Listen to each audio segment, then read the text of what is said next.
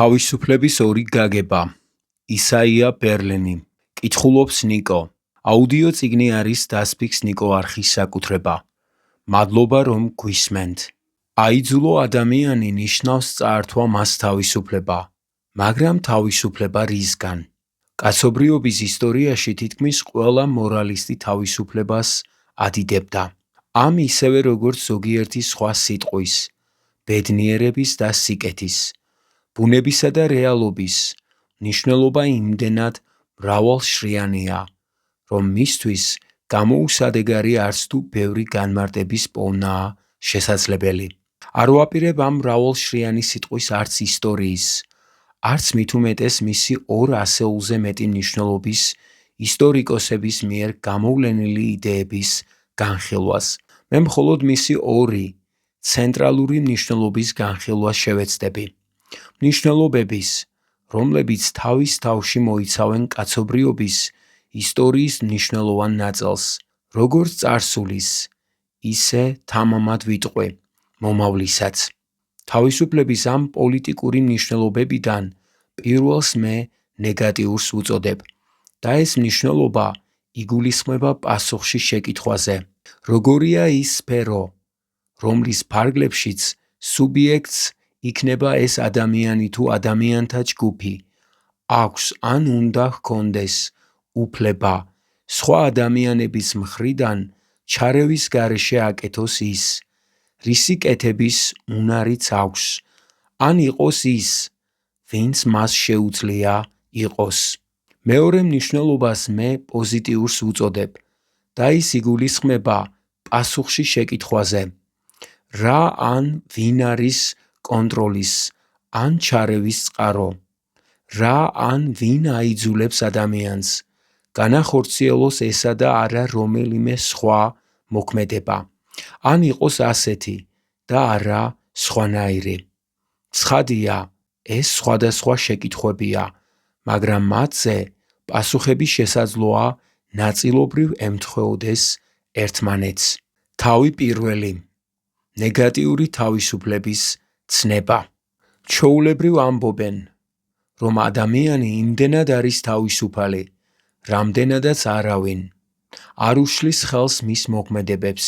ამ აზრით, პოლიტიკური თავისუფლება არის სწორედ ის სფერო, რომლის ფარგლებშიც ადამიანს შეუძლია იმოქმედოს ისე, რომ არ განიცდიდეს ჩარევას სხვების მხრიდან. თუ სხვა ადამიანები არ მაძლევენ საშუალებას გავაკეთო ის, რისი გაკეთებაც შემეძლებოდა წინააღმდეგ შემთხვევაში, მაშინ ამ ხარისხით მე არ ვარ თავისუფალი. თუ სხვა ადამიანების მოქმედების გამო ხსენებული სფერო ვიწროვდება, გარკვეულ ზღვარზე მეტად მცირდება, მაშინ ჩემზე შეიძლება ითქვას, რომ იძულების და შესაძლოა მონობის მდგომარეობაში ვარ. მაგრამ სიტყვა იძულება არ მოიცავს ყველა შემთხვევას, როდესაც ჩვენ არ შეგვიძლია რაიმე გავაკეთოთ. თუ მე არ შემიძლია 10 ფუტზე მაღლა ახტომა, ან სიბრმავის გამო ვერ ვკითხულობ, ან ამაოდ ვცდილობ ჰეგელის ყველაზე რთული ადგილების გაგებას, უცნაური იქნებოდა იმის თქმა, რომ ამ ხარისხით მე მონობას ან იძულებას განვიცდი. იძულება გულისხმობს სხვა ადამიანების წინასწარ განზრახულ შეჭრას სფეროში, რომელშიც წინააღმდეგ შემთხვევაში დაუბრკოლებლად მოქმედების შესაძლებლობა მექნებოდა. თქვენ მხოლოდ მაშინ ხართ მოკლებული პოლიტიკურ თავისუფლებას, როდესაც სხვა ადამიანები რომელიმე მიზნის მიღწევაში გიშლიან ხელს. მიზნის მიღწევის უნარობა ჯერ კიდევ არ ნიშნავს პოლიტიკური თავისუფლების არარსებობას. ამასვე მოწმობს ისეთი ურთიერთდაკავშირებული გამოთქმების თანამედროვე გამოყენება, როგორიცაა ეკონომიკური თავისუფლება და ეკონომიკური მონობა. ამტკიცებენ ზოგჯერ ძალიან დამაჯერებლადაც, რომ თუ ადამიანი ძალიან ღარიბია და არ შეუძლია პური იყიდოს, მსოფლიოში იმოგზაუროს, ან დახმარებისთვის სასამართლოს მიმართოს, თუმცკი ეს ყველაფერი არ არის იურიდიულად აკრძალული, მაშინ ის არ არის უფრო თავისუფალი, ვიდრე როდესაც ეს კანონით აკრძალულია.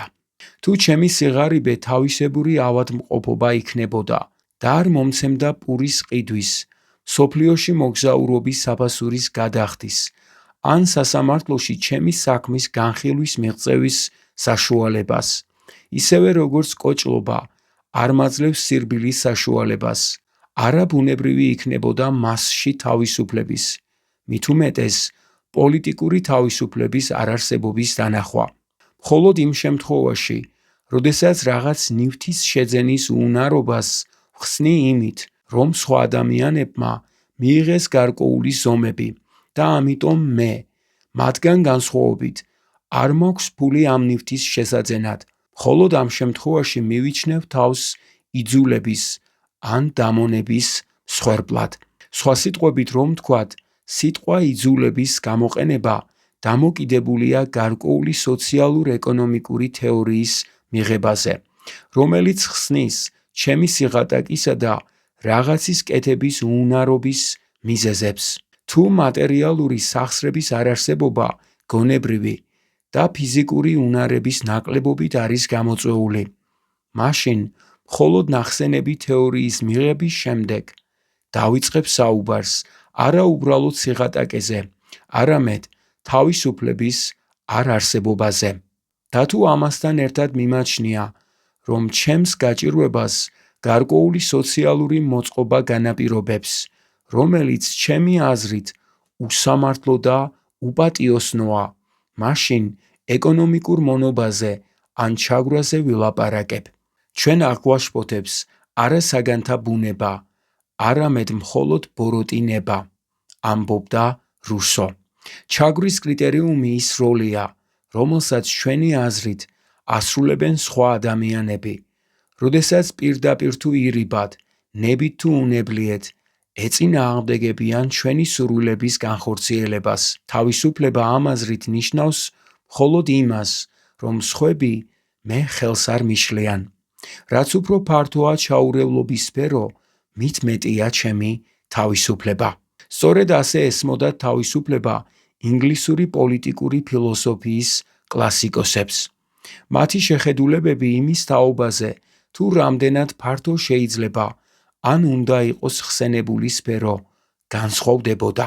მათი აზრით, არსებულ ვითარებაში ის არ შეიძლება უსაზღრო იყოს, რადგან მისი უსაზღროება გამოიწვევდა იმას, რომ ყველა დაუსრულებლად შეუქმნიდა ერთმანეთს წინაღობებს და ასეთი ბუნებრივი თავისუფლების შედეგად სოციალური ქაოსი წარმოიქმნებოდა და ადამიანთა მინიმალური საჭიროებებიც კი არ იქნებოდა დაკმაყოფილებული.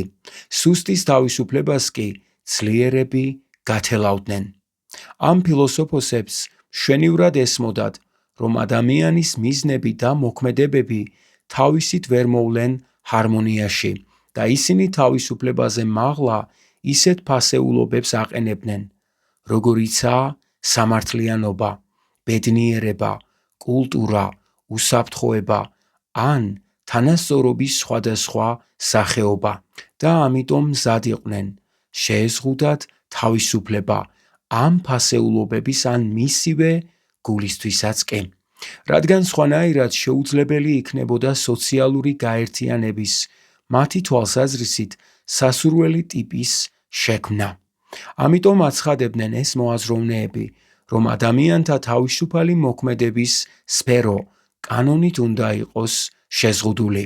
თუმცა ისინი, განსაკუთრებით ისეთი ლიბერტარიანელები, როგორიც იყვნენ ლოკი და მილი ინგლისში, კონსტანტი და ტოკვილი საფრანგეთში, ასევე უშვებდნენ, რომ უნდა არსებობდეს პირადი თავისუფლების გარკვეული მინიმალური სფერო, რომელში შეჭრაც არანაირი გარემოებებისას არ შეიძლება. თუ ეს თავისუფლება ირღვევა, მაშინ ინდივიდუალური ნება ძალიან ვიწრო ჩარჩოებში მოექცევა და ეს ჩარჩოები ადამიანის ბუნებრივი შესაძლებლობების მინიმალური განვითარებისთვისაც კი ძალიან ვიწრო იქნება.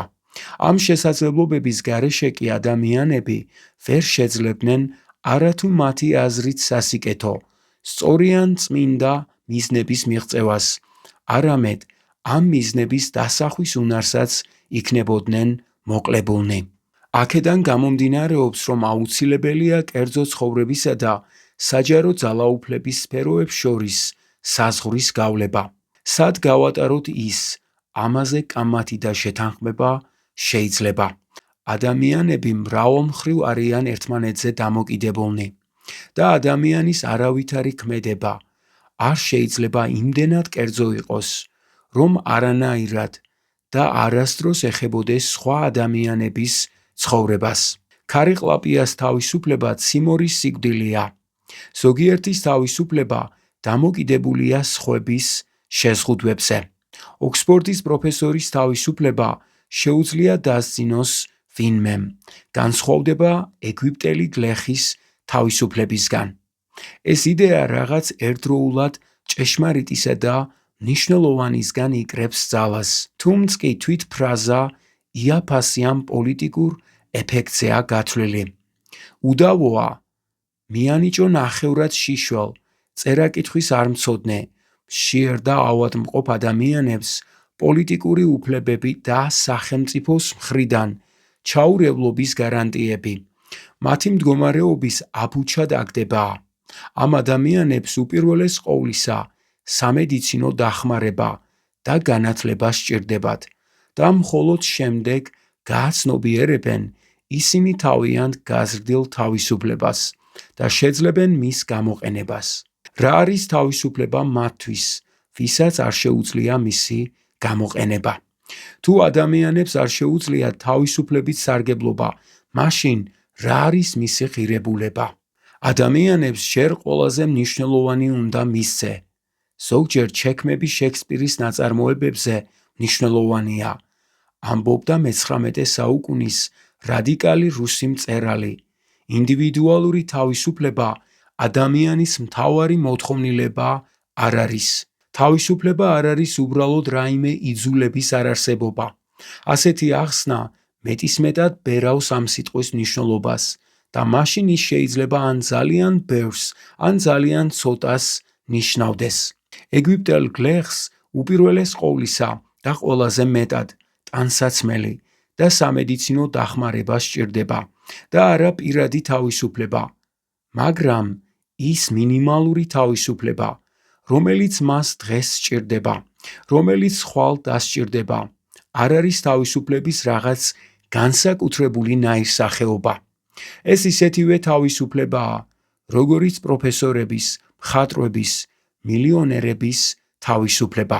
ვფიქრობ, დასავლელი ლიბერალების სინდისის ქენჯნას ის კი არ იწვევს, რომ ადამიანები მათი სოციალურ-ეკონომიკური მდგომარეობიდან გამომდინარე სხვადასხვაგვარ თავისუფლებას ესწრაფიან, არამედ ის, რომ თავისუფლების მქონე უმცირესობამ ის მოიპოვა უმრავლესობის ექსპლუატირებით, ან უკეთეს შემთხვევაში ცდილობდა არ შეემჩნია, რომ ადამიანთა უდიდესი უმრავლესობა მოკლებულია თავისუფლებას.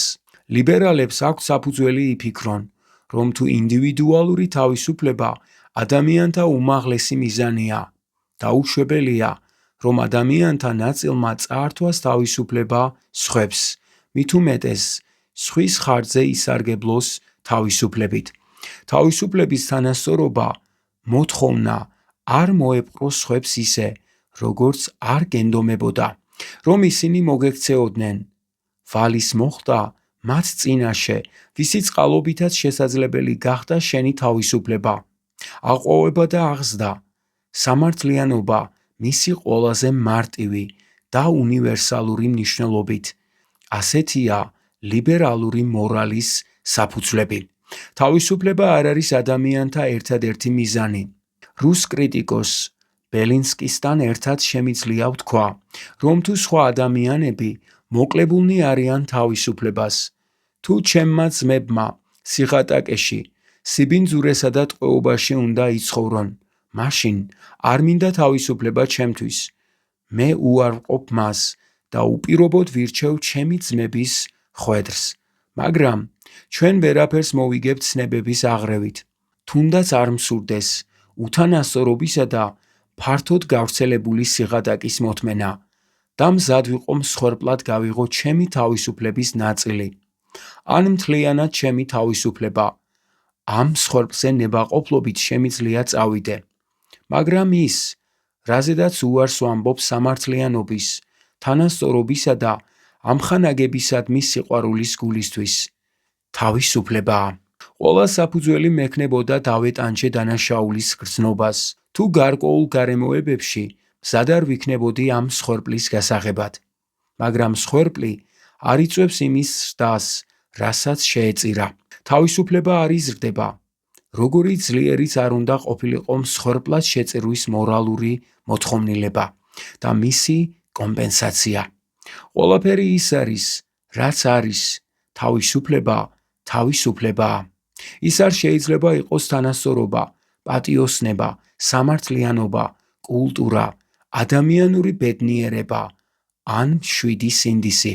თუ ჩემი თავისუფლება, ჩემი კლასის ან ხალხის თავისუფლება რაღაც რაოდენობის ადამიანთა ტანჯვასთან არის დაკავშირებული, მაშინ სისტემა, რომელშიც შესაძლებელია ასეთი ტანჯვა, უსამართლო და ამორალურია.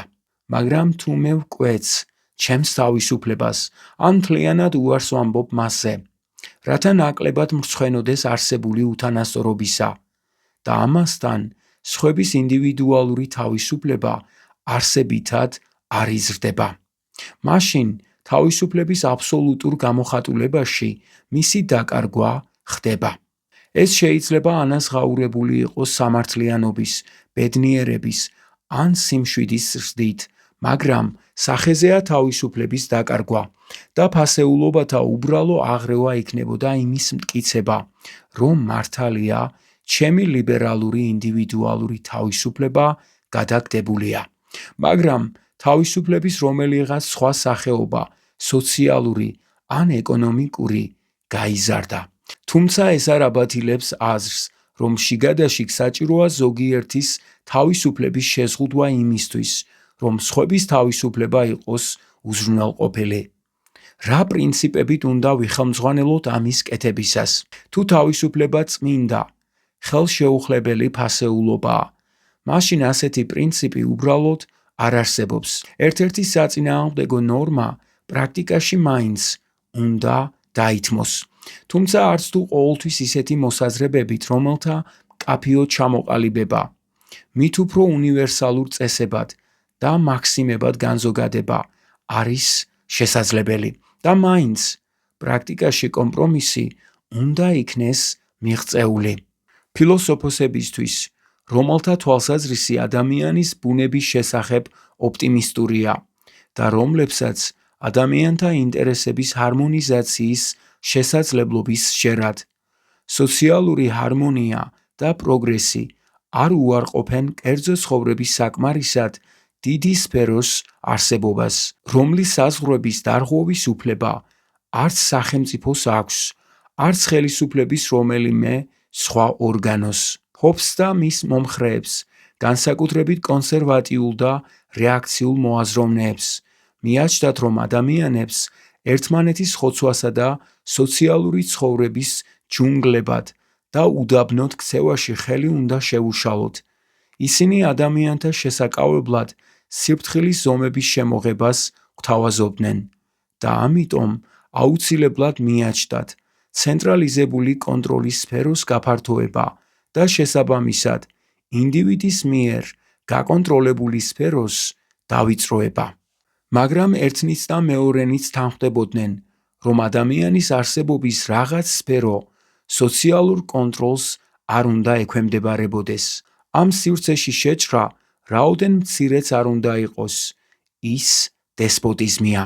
თავისუფლებისა და კერძო ცხოვრების სფეროს ყველაზე თავგამოდებული დამცველი ბენჟამენ კონსტანტი, რომელიც არასდროს ივიწყებდა იაკობინელთა დიქტატურას, მოგვიწოდებდა დესპოტური ხელყოფისგან დაგვეცვა უკიდურეს შემთხვევაში რწმენი შეხედულებების, თვითგამოხატვისა და საკუთრების თავისუფლება.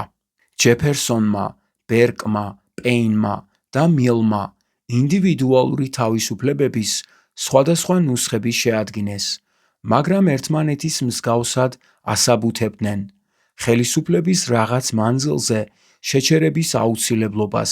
თუ ჩვენ არ გვინდა უარყოთ ჩვენი ბუნება, პირადი თავისუფლების თუნდაც მინიმალური სფერო უნდა შევინარჩუნოთ.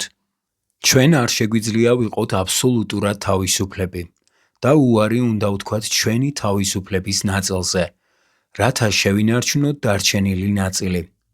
სხვისი ნებისადმი სრული მორჩილება თვით განადგურებას ნიშნავს. მაშინ როგორი უნდა იყოს მინიმალური თავისუფლება? ეს ის თავისუფლებაა, რომელზეც ადამიანი ვერ იტყვის უარს, ისე რომ თავისი ადამიანური ბუნების წინააღმდეგ არ წავიდეს. რა არის მისი არსი? როგორი ნორმები გამომდინარეობს მისგან? ეს კითხვები იყო და როგორც ჩანს, მუდამ იქნება გაუთავებელი კამათის თემა. მაგრამ რომელი პრინციპითაც არ უნდა იყოს შემოფარგლული ჩაურევლობის სფერო. იქნება ეს ბუნებრივი უფლება თუ ადამიანის უფლებები, სარგებლიანობის პრინციპი თუ კატეგორიული იმპერატივის პოსტულატი, საზოგადოებრივი შეთანხმების ხელშეუხებლობა თუ ნებისმიერი სხვა ცნება, რომლის დახმარებითაც ხსნიან ან ასაბუთებენ ადამიანები თავიანთ შეხედულებებს. აქ ნაგულისხმები თავისუფლება არის თავისუფლება რაღაცისგან. ის რომელიღაც მოძრავი, მაგრამ მუდამ მკაფიოდ გააზრებული, საზღვრის შიგნით შეჭრის აკრძალვას ნიშნავს. მხოლოდ ისეთი თავისუფლება იმსახურებს თავისუფლების სახელს, როდესაც სრულიად თავისუფლად შეგვიძლია ვესწრაფოდეთ იმის მიღწევას, რაც ჩვენთვის საკეთილდღეოდ მიგვაჩნია. ამბობდა თავისუფლების ერთ-ერთი ყველაზე ცნობილი ქომაგი. თუ ეს ასეა, აქვს კი იძულებას რაიმე გამართლება. მილს ეჭვიარეპარებოდა, რომ აქვს. ყველა ინდივიდს სამართლიანად აქვს მინიმალური თავისუფლების უფლება. ამიტომ საჭიროა შევზღუდოთ ყოველი მათგანი, აუცილებლობის შემთხვევაში ძალის გამოყენებითაც, რათა მან სხვა ინდივიდს არ წაართვას თავისუფლება. არსებითად, კანონის ფუნქცია სწორედ ასეთი შეტაკებების თავიდან აცილებაა. ამით სახელმწიფოს როლი მიდის იქამდე, რასაც ლასალმა აგდებულად ღამის დარაჯის ან მოძრაობის მარეგულირებელის ფუნქცია უწოდა.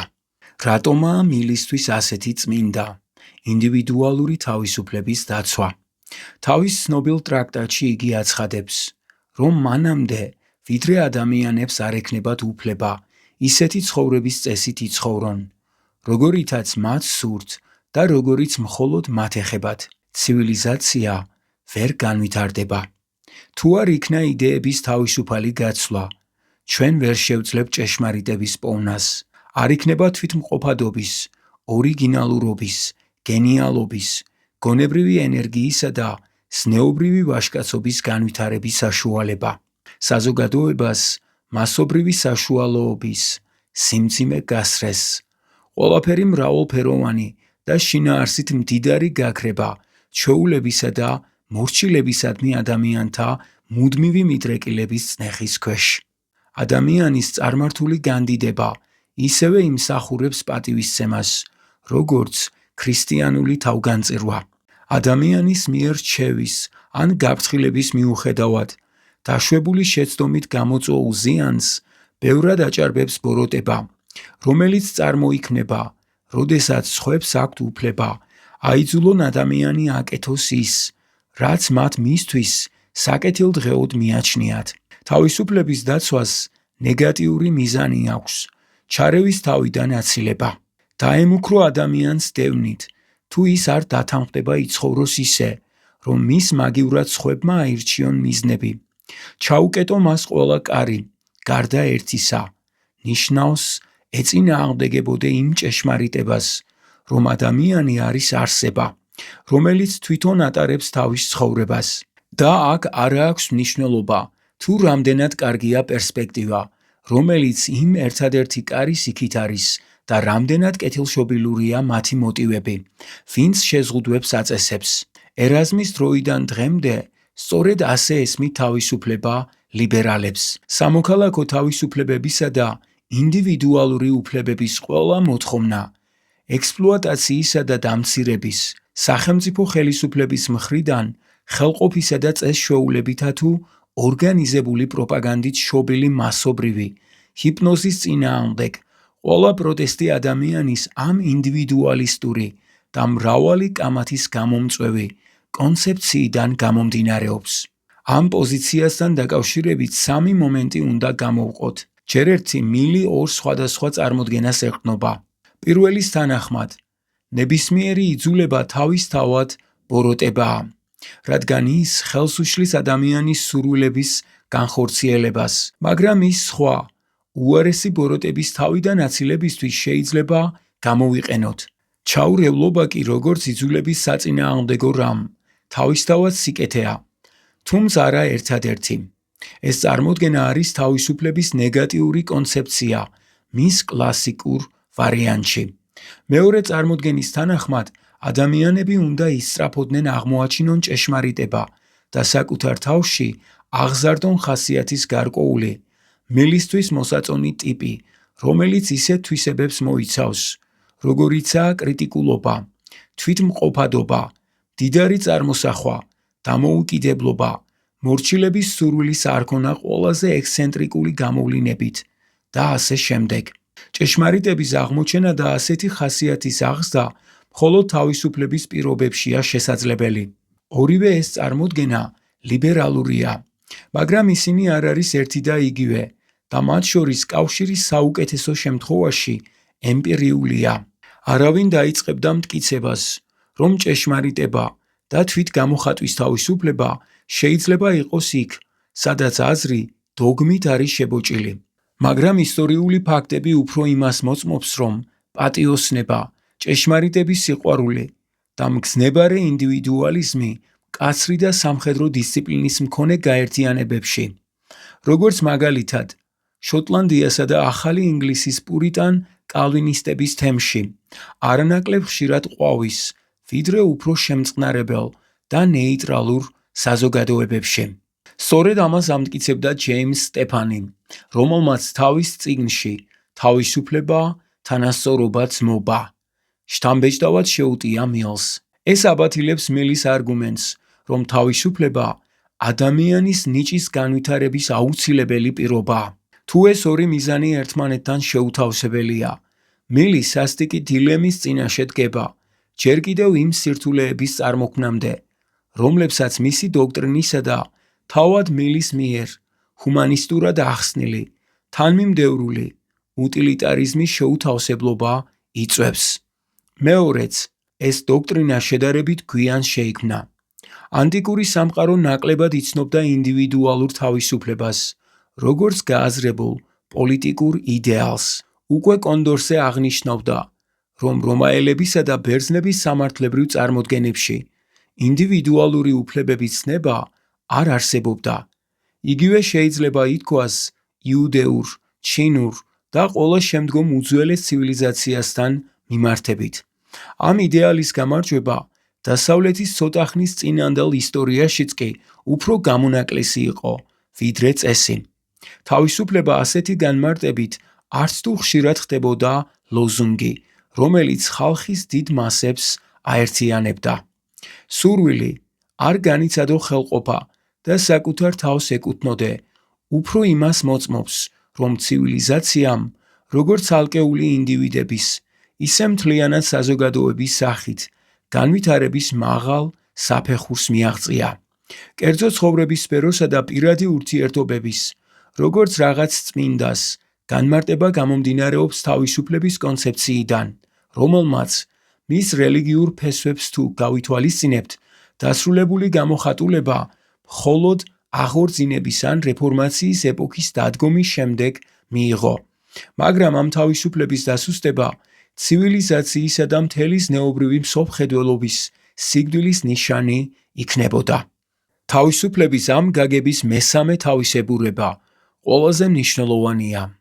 ის იმაში მდგომარეობს, რომ თავისუფლება ასეთი გაგებით, თვითმკვლელობის ზოგიერთ ფორმასთან, ან ყოველ შემთხვევაში თვითმმართველობის არარსებობასთან არის თავსებადი. ამ აზრით თავისუფლებას მართვის სფეროსთან და არა მის წყაროსთან აქვს პრინციპული კავშირი.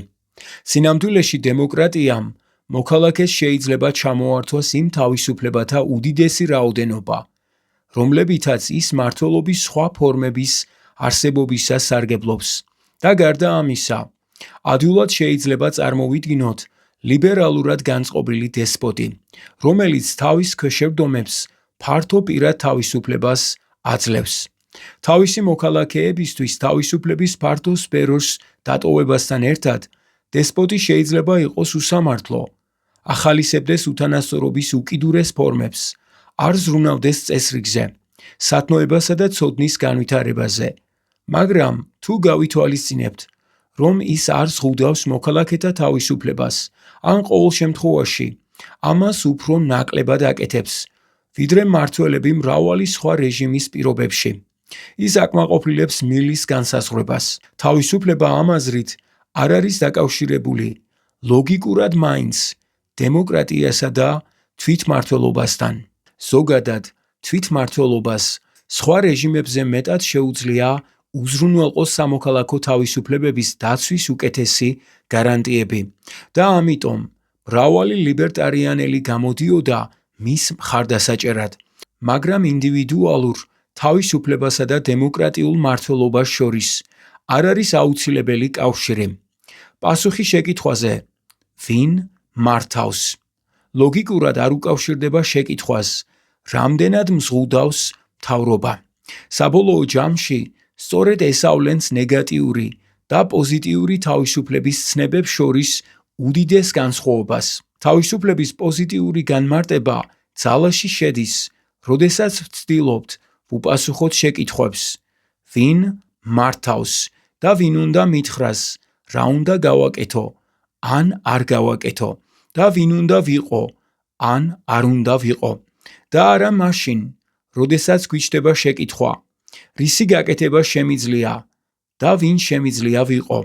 ამიტომ კავშირი დემოკრატიასა და ინდივიდუალურ თავისუფლებას შორის მნიშვნელოვნად უფრო სუსტია, ვიდრე ეს ერთისა და მეორის მრავალ დამცველს მიაჩნია. სურვილი მართავდეს საკუთარ თავს, ან უკიდურეს შემთხვევაში მონაწილეობდეს საკუთარი ცხოვრების მართვის პროცესში. ისეთივე დიდი შეიძლება იყოს, როგორც სურვილი ჰქონდეს მოქმედების თავისუფალი სფერო. ისტორიულად კი შესაძლოა უფრო ძველიც, მაგრამ ამ შემთხვევებში ჩვენ ერთი და იგივე არ გვსურს. სინამდვილეში სურვილის საგნები აქ სრულიად განსხვავებულია და სწორედ ამ გარემოებამ მიგვიყვანა იდეოლოგიათა დიდ შეჯახებამდე, რომელმაც დაიმორჩილა ჩვენი მსოფლიო. თავისუფლების პოზიტიური კონცეფცია გულისხმობს არა თავისუფლებისგან, არამედ თავისუფლებისთვის. თავისუფლებას იცხოვრო ცხოვრების მითითებული წესით, ამიტომ ნეგატიური თავისუფლების მომხრეებისთვის ის ზოგჯერ სასტიკი ტირანიის თვალთმაგზურ ნიღბად იქცევა ხოლმე. აუდიო წიგნი არის დასფიქს ნიკო არხის საკუთრება. მადლობა რომ გვისმენთ. თავი მეორე. პოზიტიური თავისუფლების ცნება. სიტყვა თავისუფლების პოზიტიური მნიშვნელობა მომდინარეობს ინდივიდის სურვილიდან იყოს საკუთარი ცხოვრების ბატონ პატრონი. მინდა რომ ჩემი ცხოვრება და გადაწყვეტილებები ჩემზე იყოს დამოკიდებული და არა რაიმე გარეშე ძალების მოქმედებაზე. მინდა ვიყო საკუთარი და არა სხვათა ნების გამოხატვის იარაღი. მინდა ვიყო სუბიექტი და არა ობიექტი. მინდა რომ ჩემი საკუთარი მოტივები და შეგნებულად დასახული მიზნები მამოძრავებდეს და არა გარედან მოქმედი მიზეზები. მინდა ვიყო ვიღაც, მინდა ვიყო გადაწყვეტილების მიმღები მოღვაწე და არ მინდა ვიყო ის, ვის ნაცვლადაც გადაწყვეტილებას სხვები იღებენ. მინდა თვითონ ხელმძღვანელობდე საკუთარ თავს და არ მინდა ვემორჩილებოდე გარემოს ან სხვა ადამიანების ზემოქმედებას, როგორც საგანი, ცხოველი ან მონა, რომელიც მოკლებულია ადამიანური საქმიანობის უნარს. არ შეუძლია მიზნების დასახვა, ქცევათა მიმართულებების არჩევა და მათი განხორციელება. სწორედ ამას ვგულისხმობ, ნაწილობრივ მაინც, როდესაც ვამბობ, რომ რაციონალური არსება ვარ და ჩემი გონება განმასხვავებს, როგორც ადამიანს, მთელი დანარჩენი სამყაროსგან. უპირველეს ყოვლისა მინდა თავი აღვიქვა მოაზროვნე, ნებისყოფიან, აქტიურ არსებად, რომელიც პასუხისმგებელია მიღებულ გადაწყვეტილებაზე და შეუძლია თავის მრწამსა და მიზნებზე დაყრდნობით გაამართლოს ის. მე იმდენად ვგრძნობ თავს თავისუფლად, რამდენადაც ვაცნობიერებ, რომ ასეთი ვარ და დამონებულად რამდენადაც იძულებული ვარ ვაღიარო, რომ არ ვარ ასეთი. თავისუფლება იყო საკუთარი ცხოვრების ბატონ-პატრონი და თავისუფლება წინააღმდეგობებისგან, რომელსაც სხვა ადამიანები უწევენ ჩემს არჩევანს. ერთი შეხედვით არ ჩანს ერთმანეთისგან ლოგიკურად მოწყვეტილად, მხოლოდ ერთი და იგივე აზრის გამოხატვის დადებითი და უარყოფითი ხერხია. მაგრამ თავისუფლების პოზიტიური და ნეგატიური ცნებები ისტორიულად სხვადასხვა მიმართულებით და არც თუ ყოველთვის ლოგიკურად სწორი ნაბიჯებით ვითარდებოდნენ, სანამ ბოლოს და ბოლოს ერთმანეთს პირისპირ არ შეეჯახნენ. ამ სიტუაციის ახსნისას ზოგჯერ იმ ძალას იმოწმებენ, რომელიც თავიდან სრულიად უწყინარმა საკუთარი თავის ფლობის მეტაფორამ მიიღო. მე საკუთარი თავის ბატონ-პატრონი ვარ, არავის მონა არ ვარ, მაგრამ განა არ შეიძლება ბუნების მონა ვიყო, ან საკუთარი მოუთვინიერებელი ვნებების მონა. განა ისინი ერთი და იგივე გვარეობითი ცნების, მონის, ნაირსახეობები არ არის, ზოგი პოლიტიკური და სამართლებრივი, სხვები ზნეობრივი და სულიერი. განა ადამიანებს არა აქვთ სულიერი მონობისგან და ბუნებისადმი მონური მორჩილებისგან თავის გათავისუფლების გამოცდილება და განა ასეთი გათავისუფლებისას ადამიანები საკუთარ თავში არ აღმოაჩენდნენ ერთი მხრივ რომელიღაც გაბატონებულ მეს, მეორე მხრივ კი რაღაც ისეთს, რაც ამ მეს ემორჩილება. შემდეგ ამ გაბატონებულ მეს სხვადასხვა ხერხით აიგივებენ გონებასთან, ადამიანის უზენაეს ბუნებასთან, მის რეალურ, იდეალურ ან ავტონომიურ მესთან. მესთან, რომელიც იმ ნივთებისკენ მიისწრაფვის, რომლებსაც ხანგრძლივი დაკმაყოფილება მოაქვთ საუკეთესო მესთან. შემდეგ კი ამ მეს უპირისპირებენ ირაციონალურ ლტოლვებს, უკონტროლო სურვილებს, ადამიანის მდაბალ ბუნებას. ამ წუთიერი სიამოვნებისკენ მის სწრაფვას, მის ემპირიულ ან ჰეტერონომულ მეს, რომელიც სურვილისა და ვნების ყოველ აღტყინებას ემორჩილება და რომელსაც თავისი რეალური ბუნების სრული გამოვლენისთვის მკაცრი დისციპლინა სჭირდება. დღესდღეობით ამ ორ მეს შორის, ასე ვთქვათ, კიდევ უფრო დიდი უსკრულია. რეალური მე აღიქმება როგორც რაღაც უფრო ფართო, ვიდრე თავად ინდივიდი, როგორც რაღაც სოციალური მთლიანობა.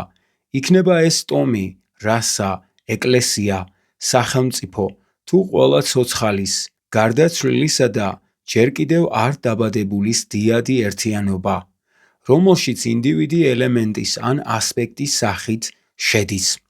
შემდეგ ამ არსებას ჭეშმარიტ მესთან აიგივებენ და ის თავს ახობს რა თავის დაუმორჩილებელ წევრებს, ერთიან კოლექტიურ ან ორგანულ ნებას, აღწევს საკუთარ თავისუფლებას, რომელიც ასე აღმოჩნდება მისი წევრების უმაღლესი თავისუფლება.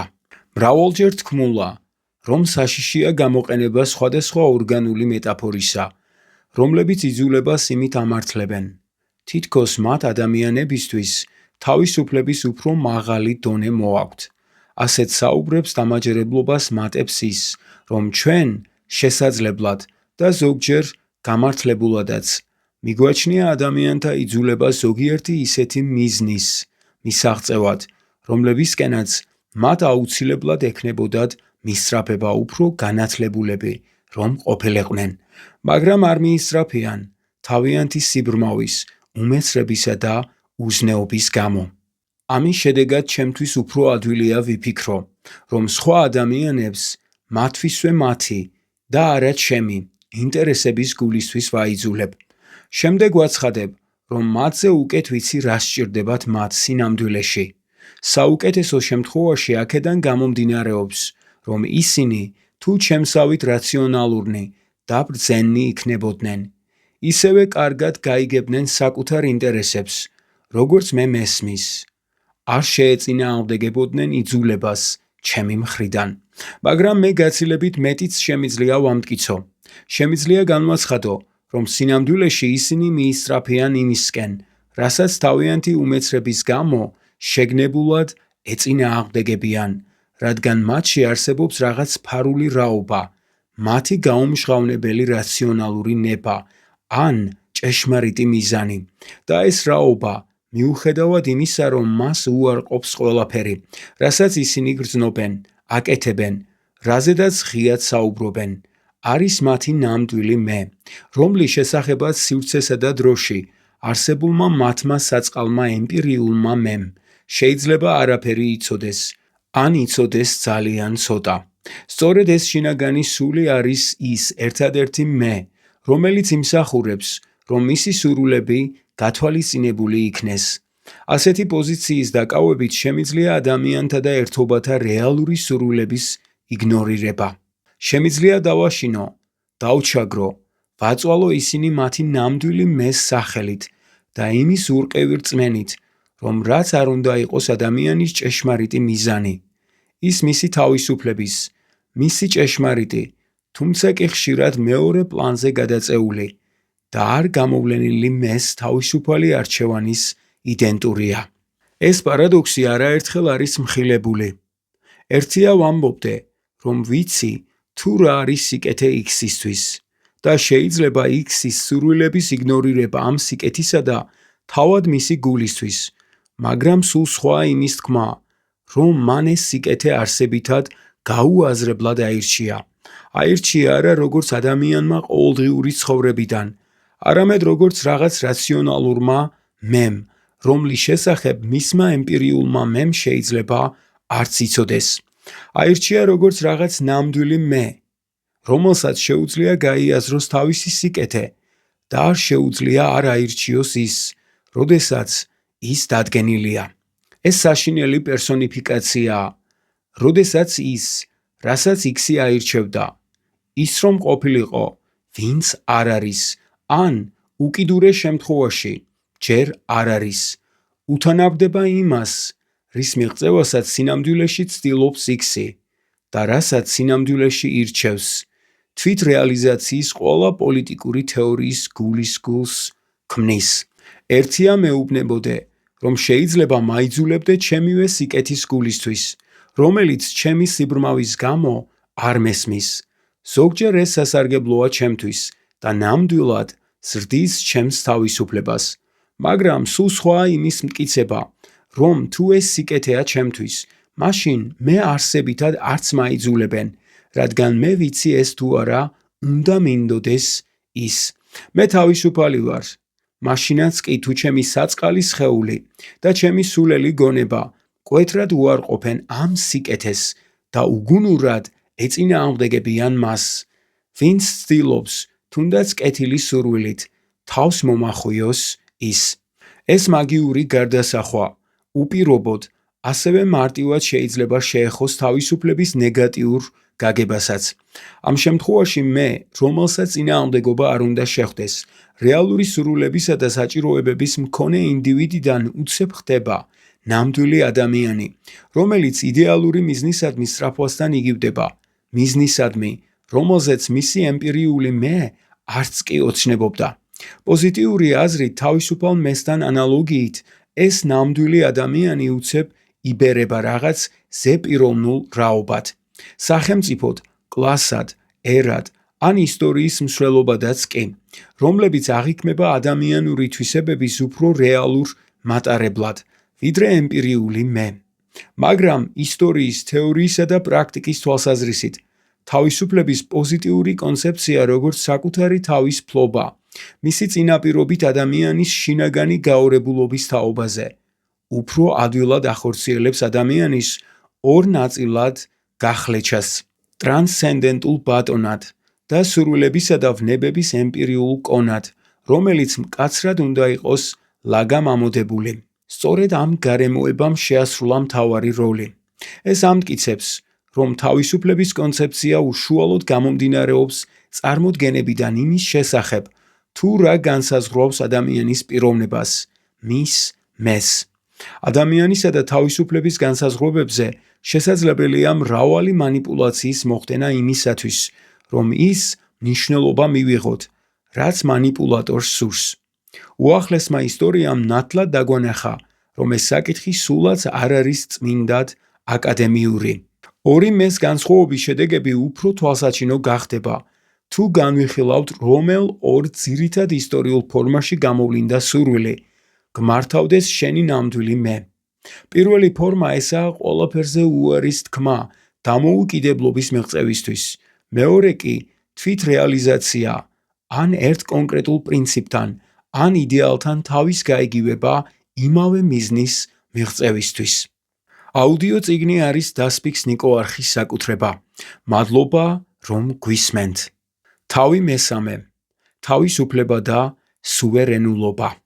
საფრანგეთის რევოლუცია ყოველ შემთხვევაში მისი იაკობინური ფორმით, ისევე როგორც ყველა დიდი რევოლუცია, პოზიტიური თავისუფლების წყურვილი სწორედ ასეთი შხეფი იყო, წყურვილის, რომელმაც ფრანგების დიდი რაოდენობა მოიცვა.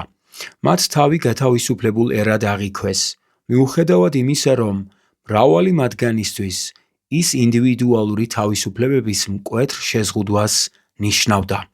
რუსო აცხადებდა, რომ თავისუფლების კანონები უფრო სასტიკი შეიძლება აღმოჩნდეს, ვიდრე ტირანიის უღელი. ტირანია ბატონთა მოსამსახურეა. კანონი არ შეიძლება ტირანი იყოს. როდესაც რუსო თავისუფლებაზე საუბრობს, გულისხმობს არა ინდივიდის ნეგატიურ თავისუფლებას, არ განიცადოს ჩარევა განსაზღვრული სფეროს ფარგლებში, არამედ ის გულისხმობს, რომ საზოგადოების ყველა სრულუფლებიანი წევრი, გამონაკლისის გარეშე, მონაწილეობს სახელმწიფო ხელისუფლების განხორციელებაში, რომელსაც ყოველი მოქალაქის ცხოვრების ნებისმიერ ასპექტში ჩარევა შეუძლია.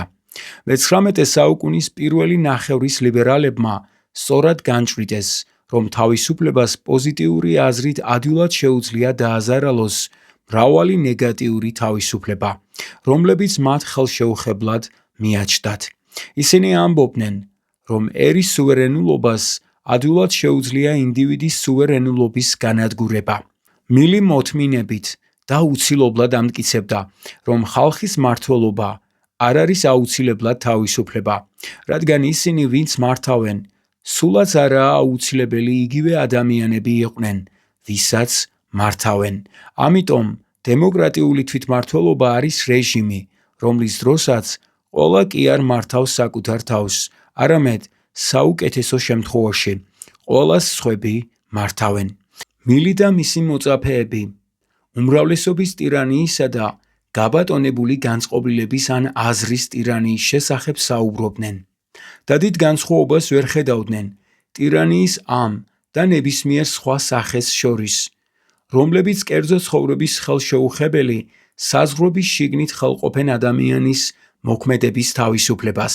თავისუფლების ორ სახეობას შორის კონფლიქტს ვერავინ იაზრებდა უკეთ და ვერავინ ჩამოაყალიბა ის უფრო მკაფიოდ, ვიდრე ბენჟამენ კონსტანტმა.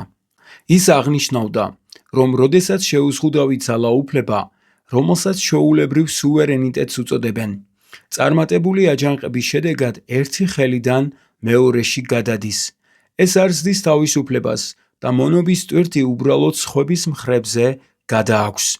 იგი სვამდა შეკითხვას, რატომ უნდა ადარდებდეს ადამიანს, კერძოდ რათ რგუნავს მას, სახალხო მთავრობა, მონარქი თუ დესპოტური კანონები.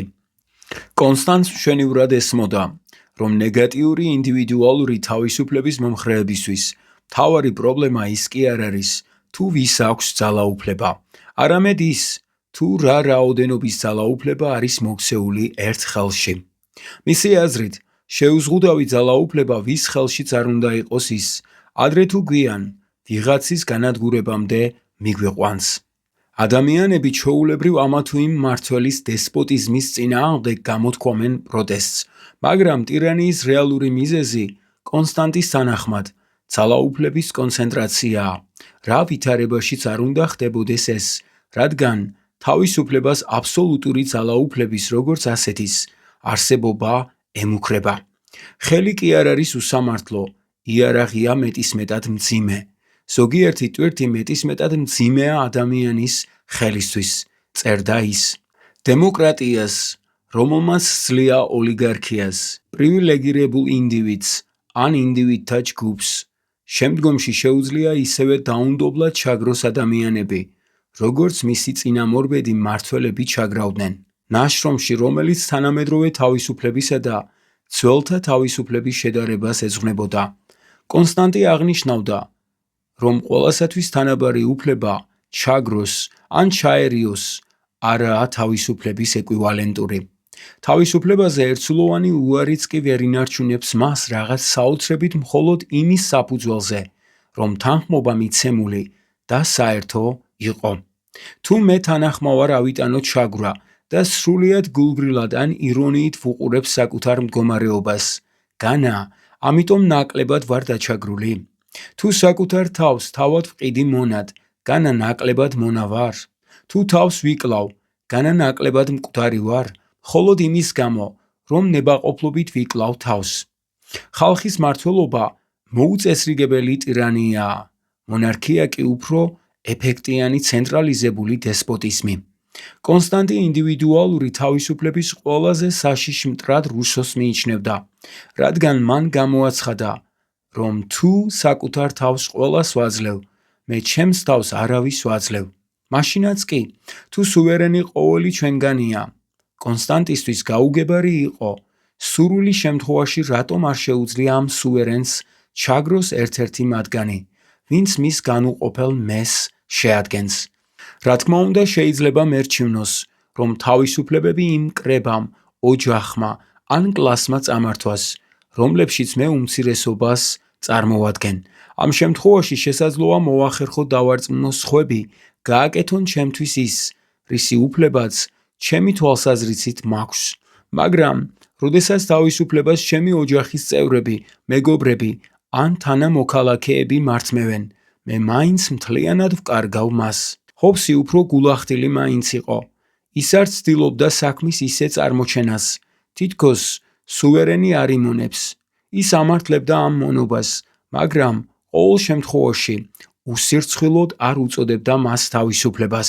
მთელი მე-19 საუკუნის განმავლობაში ლიბერალური მოაზროვნეები დაუღალავად ამტკიცებდნენ, რომ თუ თავისუფლება ნიშნავს სხვა ადამიანების შესაძლებლობების შეზღუდვას იმისათვის, რომ მე მაიძულონ ვაკეთო ის, რისი კეთებაც არ მსურს, ან შეიძლება არ მსურდეს, მაშინ როგორიც არ უნდა იყოს იდეალი, რისი გულისთვისაც მე მაიძულებენ, მე არ ვარ თავისუფალი და ამიტომ აბსოლუტური სუვერენიტეტის დოქტრინა თავისი არსით ტირანულია. ჩვენი თავისუფლების შესანარჩუნებლად არ არის საკმარისი გამოვაცხადოთ, რომ მისი დარღვევა დაუშვებელია. თუ ეს დარღვევა სანქცირებული არ იქნება ამა თუ იმ თვითმყრობელი მმართველის, სახალხო კრების, მეფის პარლამენტის, მოსამართლეების, ხელისუფალთა რომელიღაც კავშირის ან კანონის მიერ, რადგან კანონით შეიძლება დესპოტური იყოს. ამისთვის უნდა შეუქმნათ საზოგადოება, რომელიც აღიარებს თავისუფლების სფეროს, რომლის საზღვრების დარღვევა არავის შეუძლია. ამ საზღვრების დამდგენ ნორმებს სხვადასხვა დასახელება ან ხასიათი შეიძლება ჰქონდეთ. მათ შეიძლება დავარქვათ ადამიანის უფლებები, ღვთის სიტყვა, ბუნებრივი უფლება, სასარგებლოობის მოსაზრებები ან ადამიანის უცვლელი ინტერესები. მე ისინი შეიძლება მივიჩნიო აპრიორულად ჭეშმარიტად ან შემიძლია ჩემს უმაღლეს მიზნად ან ჩემი საზოგადოებისა და კულტურის უმაღლეს მიზნად გამოვაცხადო. ამ ნორმებისა და ცნებებისთვის საერთო ისაა, რომ ისინი იმდენად ფართოდ არის აღიარებული და საზოგადოების ისტორიული განვითარების პროცესში იმდენად ღრმად ჩაინერგა ადამიანების ნამდვილ მოქმედ ბუნებაში, რომ ამ მომენტისთვის ისინი ადამიანის შესახებ ჩვენი წარმოდგენის მნიშვნელოვან ნაწილად იქცა. ინდივიდუალური თავისუფლების რაღაც მინიმუმის ურყევობის გულწრფელი რწმენა ამ საკითხში უკომპრომისო პოზიციას მოითხოვს. დღეს უკვე ნათელია, რა მცირე იმედს გვიტოვებს უმრავლესობის მმართველობა. დემოკრატიას, როგორც ასეთს, არ აქვს ლოგიკური კავშირი თავისუფლების აღიარებასთან და ზოგჯერ ცდილობდა რა შეენარჩუნებინა საკუთარი პრინციპებისადმი ერთგულება. ის მოკლებული იყო უნარს დაეცვა თავისუფლება. როგორც ცნობილია, ბევრი მთავრობისთვის დიდ სირთულეს არ წარმოადგენდა თავისი ქვეშევრდომების იძულება, გამოეხატათ ამ მთავრობისთვის სასურველი ნება. დესპოტიზმის ტრიუმფი იმაში მდგომარეობს, რომ აიძულოს მონები თავისუფლებად გამოაცხადონ. აქ ზალა შეიძლება არც გახდეს საჭირო. მონები შეიძლება სრულიად გულწრფელად აცხადებდნენ თავიანთი თავისუფლების შესახებ და თან მონებად რჩებოდნენ. შესაძლოა ლიბერალებისთვის პოლიტიკური ან პოზიტიური უფლებების მთავარი მნიშვნელობა იმაში მდგომარეობს, რომ ეს უფლებები იძლევა ლიბერალებისთვის უმაღლესი ფასეულობის, ინდივიდუალური, ნეგატიური თავისუფლების დაცვის საშუალებას.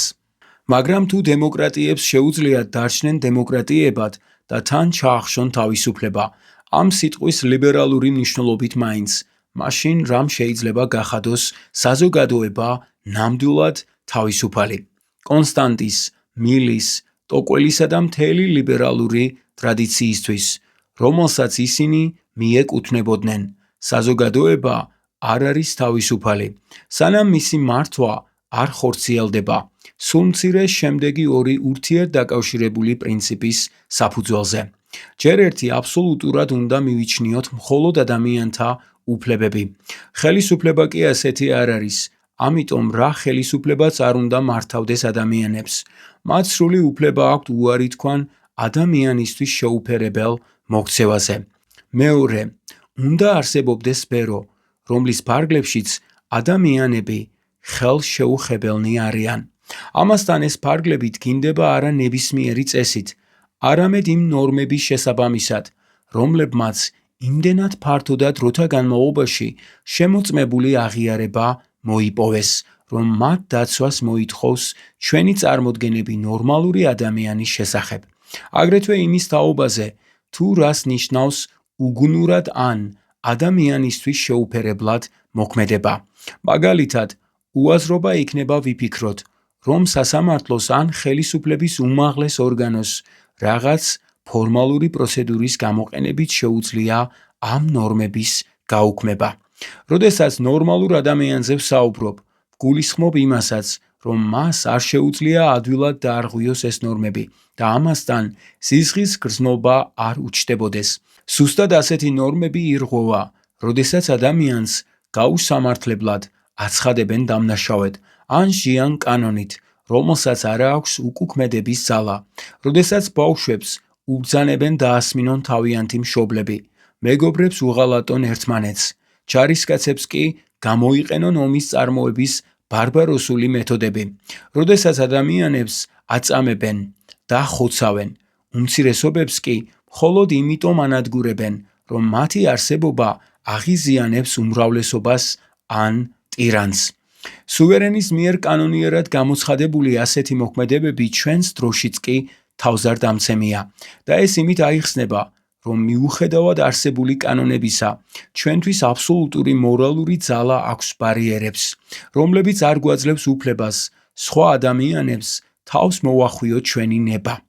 საზოგადოების, კლასის ან ჯგუფის თავისუფლება, ნეგატიური აზრით განმარტებული, იზომება სწორედ ამ ბარიერების სიმყარით, აგრეთვე იმ გზების რაოდენობით და მნიშვნელობით, რომლებსაც ისინი ღიად ტოვებენ თავისი წევრებისთვის, თუ ყველასთვის არა, მათი უდიდესი უმრავლესობისთვის მაინც. ეს პირდაპირ უპირისპირდება იმათ მიზნებს, ვისაც თვითმმართველობის პოზიტიური აზრით თავისუფლების სჯერა. პირველებს ხელისუფლების ალაგმვა სურთ, სხვებს მისი ხელში ჩაგდება. ეს კარდინალური საკითხია. აქ არის არა უბრალოდ ერთი ცნების ორი განსხვავებული ინტერპრეტაცია, არამედ სიცოცხლის მიზნების შესახებ ორი საფუძველშივე განსხვავებული და შეურიგებელი წარმოდგენა. ეს კარგად უნდა გავიაზროთ, მაშინაც კი, თუ პრაქტიკაში ხშირად გვიწევს მათ შორის კომპრომისის ძიება. ორივე ეს პოზიცია აბსოლუტურ მოთხოვნებს გვიყენებს და მოთხოვნების სრულად დაკმაყოფილება არ შეიძლება. მაგრამ სოციალურ და მორალურ პლანში სრული გაუგებრობა იქნებოდა იმის აუღიარებლობა, რომ ორივე ეს პოზიცია ისწრაფვის ცხოვრებაში გაატაროს უმაღლესი ფასეულობა, რომელიც ისტორიული და მორალური თვალსაზრისით ღირსია კაცობრიობის უმნიშვნელოვანეს ინტერესებს მიეკუთვნებოდეს. წიგნი არის დასპიქს ნიკო არხის საკუთრება. მადლობა, რომ გვისმენთ. თავი მეოთხე, ერთი და მრავალნი. არის ერთი შეხედულება, რომელიც ყველა სხვაზე მეტად არის პასუხისმგებელი დიადი ისტორიული იდეალების გულისთვის ადამიანთა მასობრივ მსხვერპლზე. ისეთი იდეალებისა, როგორიცაა სამართლიანობა, პროგრესი, მომავალი თაობების ბედნიერება, გათავისუფლებული ერის, რასის ან კლასის წმინდა მისია.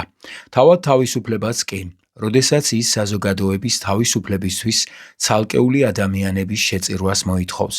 ამ შეხედულების თანახმად სადღაც წარსულში ან მომავალში, ღვთიურ გამოცხადებაში ან ცალკეული მოაზროვნის გონებაში, მეცნიერებისა და ისტორიის მიღწევებში ან კეთილი ადამიანის ალალ გულში, საბოლოო გადაწყვეტა არსებობს.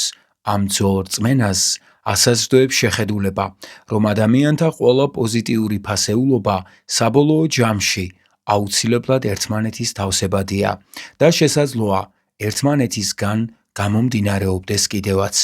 ბუნება თითქოს მტკიცე ჯაჭვით აბამს ერთმანეთს ჭეშმარიტებას, ბედნიერებასა და სათნოებას.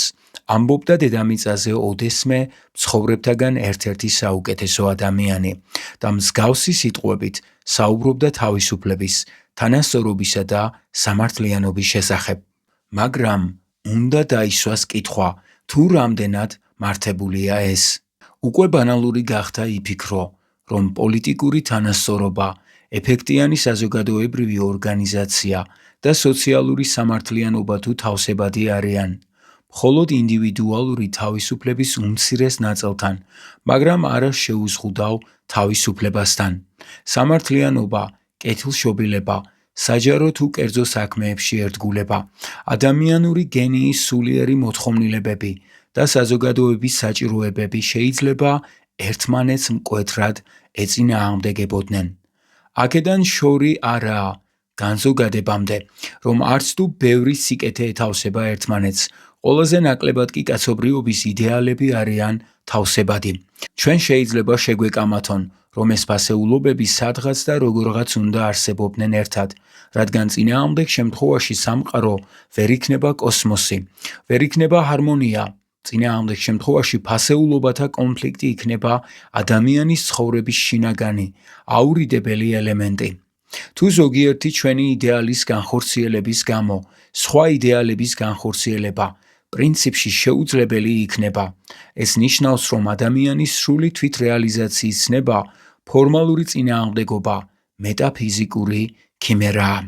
პლატონიდან მოყოლებული, ჰეგელისა და მარქსის უკანასკნელ მოწაფეებამდე, ყველა რაციონალისტ მეტაფიზიკოსისთვის უარის თქმა საბოლოო ჰარმონიის ცნებაზე, რომელიც ყველა საიდუმლოს ხსნის და ყველა წინააღმდეგობას შეარიგებს, უხეშ ემპირიზმს, ფაქტების სისასტიკის წინაშე უკან დახევას, საგნების რეალობის წინაშე გონების დაუშვებელ მარცხს, ყველაფრის ახსნის, გამართლების, სისტემაში მოქცევის უნარობას ნიშნავდა, რასაც გონება აღშფოთებით უარყოფს.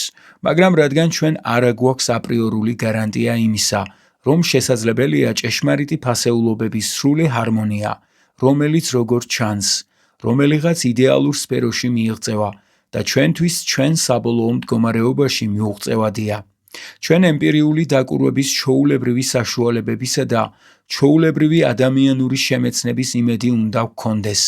ისინი კი რა თქმა უნდა არ გვაძლევს იმის მტკიცების საფუძველს, რომ ყველა სიკეთე ერთმანეთის თავსებადია, ისევე როგორც იმავე მიზეზების გამო, ყველაფერი ცუდიც თავსებადია.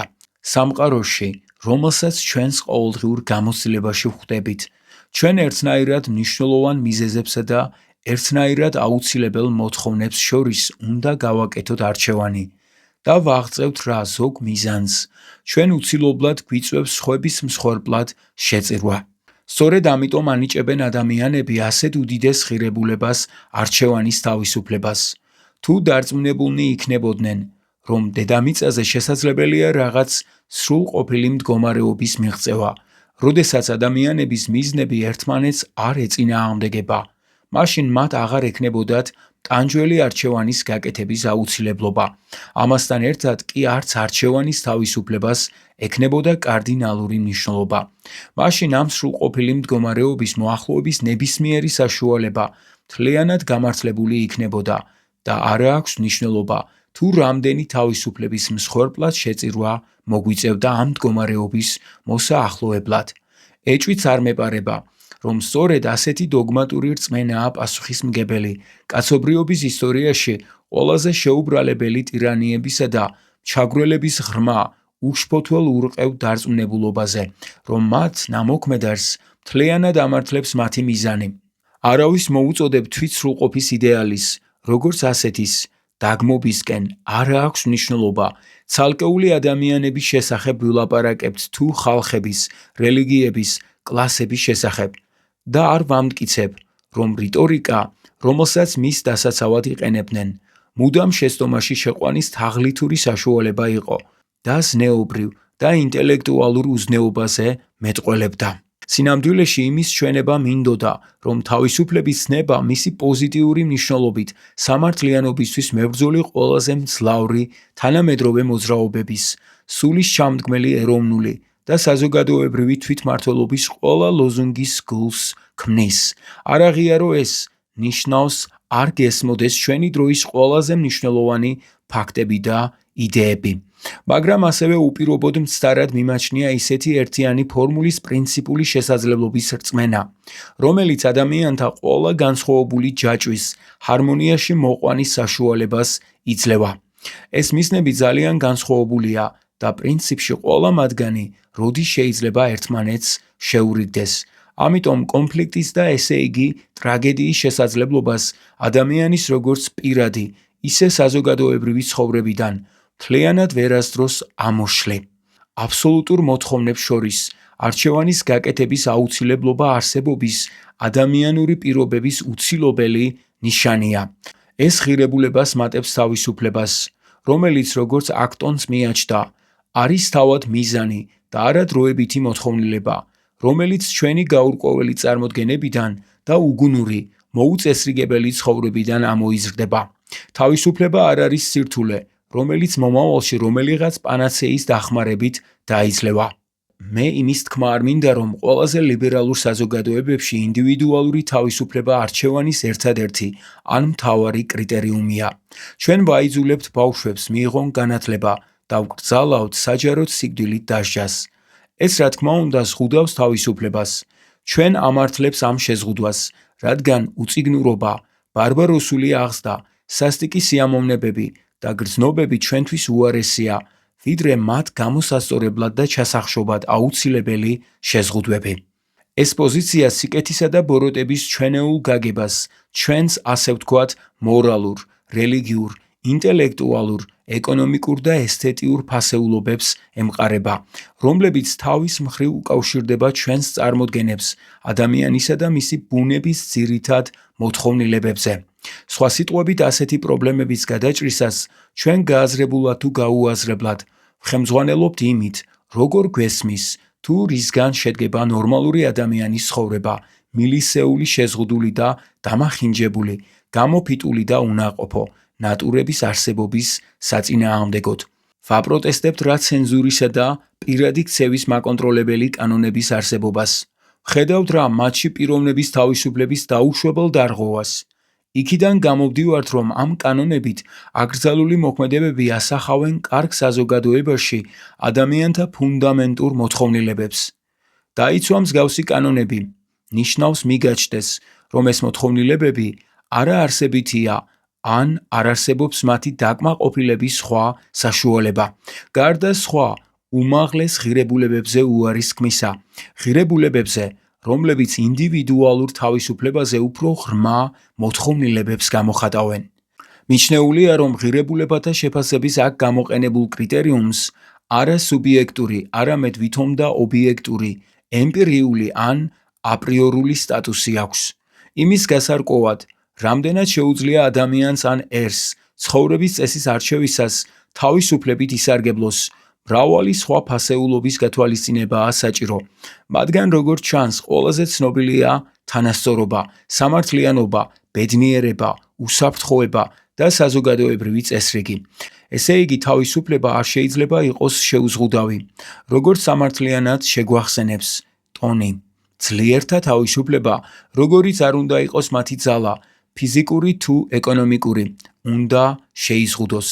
ამ მაქსიმაში არსებული პატივისცემის მოთხოვნა არის არა შედეგი, მომდინარე რაღაც აპრიორული წესიდან, რომელიც გვამცნობს, რომ მაგალითად ერთი ადამიანის თავისუფლებისადმი პატივისცემა ლოგიკურად იწვევს სხვა ადამიანების თავისუფლებისადმი პატივისცემას. არამედ ეს მოთხოვნა განპირობებულია იმით, რომ სამართლიანობის პრინციპებისადმი პატივისცემა და ადამიანებს შორის აღმაშფოთებელი უთანასწორობის გამო სირცხვილის გრძნობა პიროვნებისთვის იმდენადვე არსებითია, რამდენადაც თავისუფლების სურვილი. ის ფაქტი, რომ ჩვენ არ შეგვიძლია ყველაფერი ვიქონიოთ, არა შემთხვევითი, არამედ აუცილებელი ჭეშმარიტებაა. როდესაც ბერკი ანაზღაურების, შერიგებისა და გაწონასწორების მუდმივ აუცილებლობა შეგვახსენებს, როდესაც მილი ცხოვრებაში ახალ ექსპერიმენტებს და მათ თავიდან აურიდებელ შეცდომებს ეყრდნობა, როდესაც ვიაზრებთ, რომ პრინციპულად შეუძლებელია მივიღოთ მკაფიო და განსაზღვრული პასუხები არა მხოლოდ პრაქტიკაში, არამედ თეორიაში, რომელშიც სამყარო იდეალურია თავისი სრულიად კეთილი და რაციონალური ადამიანებითა და აბსოლუტურად ნათელი იდეებით. ამან შეიძლება გააღიზიანოს ის, ვინც საბოლოო პასუხებს და ერთიან, ყოვლის მომცველ და მარადიულ სისტემებს ეძებს. მაგრამ აუცილებლად სწორედ ამ დასკვნამდე მივა ის, ვინც კანტთან ერთად კარგად შეითვისა ჭეშმარიტება, რომ კაცობრიობის დაღრეცილი ღეროდან არასდროს არცერთი სწორი ნივთი არ დამზადებულა. მაგრამ აუცილებლად სწორედ ამ დასკვნამდე მივა ის, ვინც კანტთან ერთად კარგად შეითვისა ჭეშმარიტება, რომ კაცობრიობის დაღრეცილი ღეროდან არასდროს არცერთი სწორი ნივთი არ დამზადებულა. ზედმეტია იმის შეხსენება, რომ მონიზმი და ერთიანი კრიტერიუმის რწმენა ყოველთვის ღრმა ინტელექტუალური და ემოციური დაკმაყოფილების წყარო იყო. არ აქვს მნიშვნელობა საიდან გამოყავს შეფასების კრიტერიუმი. იქიდან თუ როგორ ხედავენ მომავალ შელყოფილ მდგომარეობას მე-18 საუკუნის ფილოსოფოსები და მათი ტექნოკრატიული მიმდევრები ჩვენს დროში, თუ მისი საფუძველი წარსულშია, როგორც გერმანელი ისტორიცისტები, ფრანგი თეოკრატები და ინგლისურენოვანი ქვეყნების ნეოკონსერვატორები მიიჩნევენ, მაგრამ ის მისი მოუქნელობის გამო აუცილებლად შეეჯახება კაცობრიობის ისტორიის რომელიღაც მოულოდნელ ნაბიჯს, რომელიც მას არ შეეწყობა და მაშინ შესაძლებელი იქნება ამ კრიტერიუმის გამოყენება პროკრუსტესებრი სისასტიკის გასამართლებლად, რეალურად არსებული ადამიანთა საზოგადოების ვივისექციის იმ დადგენილი ნიმუშის შესაბამისად, რომელსაც წარსულსა თუ მომავალზე ჩვენი წარმოდგენები გვიკარნახებს, წარმოდგენები, რომლებიც ადვილად შესაძლებელია მცდარი აღმოჩნდეს და რომლებიც, როგორც ცნობილია, დიდწილად თუ მთლიანად არა, ჩვენი წარმოსახვის ნაყოფია. ვცდილობთ რა ადამიანების სიცოცხლის ფასად შევინარჩუნოთ აბსოლუტური კატეგორიები და იდეალები. ჩვენ თანაბრად ვარყევთ მეცნიერების მიერ შემუშავებულ და ისტორიის მიერ გამოჭედელ პრინციპებს. ასეთი პოზიციის მომხრეები დღეს მემარცხენეებს შორისაც შეიძლება შეხვდეს და მემარჯვენეებს შორისაც, მაგრამ ის მიუღებელია მისთვის, ვინც ფაქტებს სცემს პატივს. ჩემთვის პლურალიზმი ნეგატიური თავისუფლების გაურკვეველი წილის მისეული მოთხოვნით უფრო ჭეშმარიტი და უფრო ადამიანური იდეალია, ვიდრე მათი ჯაჭვები, ვინც დიდ ავტორიტარულ და მკაცრ დისციპლინას დაქვემდებარებულ საზოგადოებებში ცდილობს იპოვოს თვითგანხორციელების პოზიტიური იდეალი კლასების, ერებისა და მთელი კაცობრიობისთვის. ის თუნდაც იმიტომ არის უფრო ჭეშმარიტი, რომ აღიარებს ერთმანეთისგან განსხვავებული და მუდმივად მოგიშპე ადამიანური ჯაჭვების მრავალფეროვნებას. იმის დაშვებით, რომ შესაძლებელია ყველა ფასეულობის ერთი სკალით რანჟირება. ჩვენ, ჩემი აზრით, უარყოფთ ჩვენს წარმოდგენას ადამიანებზე, როგორც მოქმედების თავისუფალ აგენტებზე და მორალურ გადაწყვეტილებაში ვხედავთ მოქმედებას, რომელიც პრინციპში ლოგარითმული სახაზავის დახმარებით შეიძლება შევასრულოთ. მტკიცება, რომ უმაღლეს ყოვლის მომცველ და მაინც მიღწევად სინთეზში მოვალეობა ინტერესია. ინდივიდუალური თავისუფლება კი სუფთა დემოკრატია ან ავტორიტარული სახელმწიფო, მეტაფიზიკურ საბურველში თვითმოტყუების ან შეგნებული თვალთმაქცობის დამალვას ნიშნავს. პლურალიზმი უფრო ადამიანურია, რადგან შორეული და შინაგანა წინააღმდეგობრივი იდეალის გულისთვის ადამიანებს არ ართმევს იმას, რაც მათ არსებებს, რომლებსაც სრულიად განუჭვრეტავი სახით შეუძლიათ შეიცვალონ, თავიანთი სიცოცხლისთვის აბსოლუტურად აუცილებლად მიაჩნიათ. საბოლოო ჯამში, უმაღლეს ფასეულობებს შორის თავის არჩევანს ადამიანები ისე აკეთებენ, როგორც შეუძლიათ, რადგან მორალის ფუნდამენტური კატეგორიები და პრინციპები ხანგრძლივ სივრცულ დროით პერსპექტივაში მაინც განსაზღვრავენ მათ სიცოცხლეს და მათი ყოფის, აზროვნებისა და პიროვნული ინდივიდუალობის ნაწილს შეადგენენ, ყოველივე იმას, რაც მათ ადამიანებად აქცევს. შეიძლება მარადიულობაზე პრეტენზიის არ მქონე მიზნების თავისუფალი არჩევანის იდეალი და მასთან დაკავშირებული ფასეულობათა პლურალიზმი მხოლოდ ჩვენი დაისისკენ მიმავალი კაპიტალისტური ცივილიზაციის გვიანდელი ნაყოფებია. ამ იდეალს არ აღიარებდნენ წარსულის პრიმიტიული საზოგადოებები. შემდგომ თაობებში კი ის შესაძლოა, ცნობის მოყვარეობასა და სიმპათიას გამოიწვევს, მაგრამ მხარდაჭერას ვერ მოიპოვებს. შეიძლება ეს ასეა, მაგრამ აქედან ვფიქრობ, არანაირი სკეპტიკური დასკვნა არ გამომდინარეობს. პრინციპები არ ხდება ნაკლებად წმინდა, თუ მათი მარადიული არსებობის გარანტირება შეუძლებელია.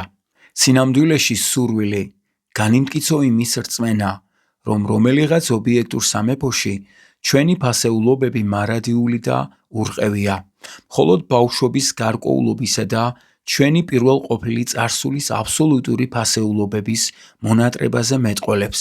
იაზრებდე საკუთარი შეხედულებების ჭეშმარიტების ფარდობითობას და მაინც ურყევად მისდებდე მათ, აი, ეს განასხვავებს ცივილიზებულ ადამიანს ველურისაგან. ამბობდა ჩვენი დროის შესანიშნავი მწერალი. შესაძლოა, მოითხოვო მეტი, ღრმა და აურიდებელი, მეტაფიზიკური მოთხოვნილებაა, მაგრამ მისცე მას უფლება, წარმართოს ჩვენი მოქმედება, არანაკლებ ღრმა, მაგრამ ბევრად უფრო საშიში ზნეობრივი და პოლიტიკური უმწიფრობის სიმპტომია. წიგნის დასასრული. მადლობა რომ გვისმენთ. მომავალ შეხვედრამდე.